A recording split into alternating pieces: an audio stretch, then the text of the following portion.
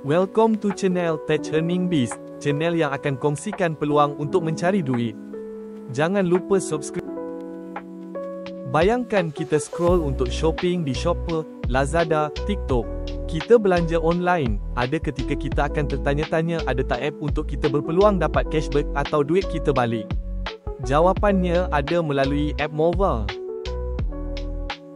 MOVA merupakan satu platform shopping, cashback, earning untuk membantu pengguna dan ianya mesra pengguna.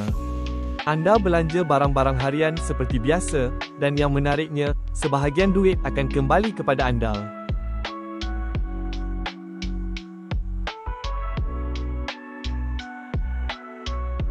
Cara Mova jana duit sangat simple. Bila mana anda beli barang di Shopper, Lazada atau TikTok melalui app Mova, anda akan diberi cashback dan reward. Belanja memang perlu, tapi kali ni anda belanja sambil jana income. Seronok tak?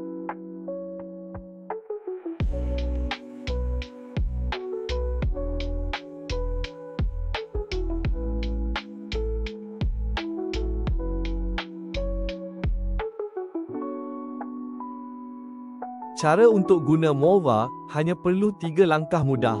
Pertama adalah daftar akaun Mova. Saya akan kongsi link di ruangan komen di bawah.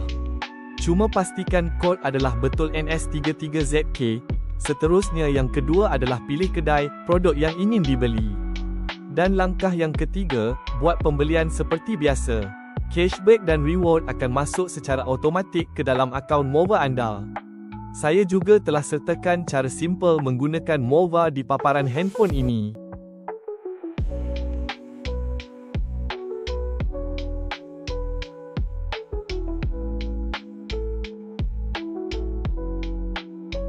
Di Mova terdapat peluang yang boleh dikongsikan. Peluang pertama adalah daftar sebagai user biasa. Sebagai user biasa, anda boleh dapat cashback, jimat belanja bulanan, jana duit tanpa jual apa-apa. User biasa amat sesuai untuk semua orang.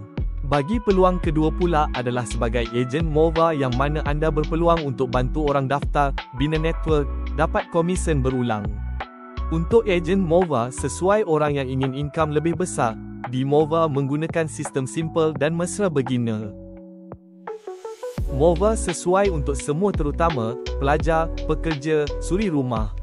Secara umumnya, kalau anda memang suka belanja online, Mova adalah memang untuk anda. Belanja dan dapat duit balik. Daripada anda belanja kosong, lebih baik anda belanja sambil anda jana duit. Daftar Mova sekarang. Link saya sertakan link di ruangan komen dan description. Jadilah pengguna yang bijak, belanja bijak sambil jana income. Thanks for watching. Jangan lupa like, komen, share dan subscribe. Semoga video ini mendapat manfaat.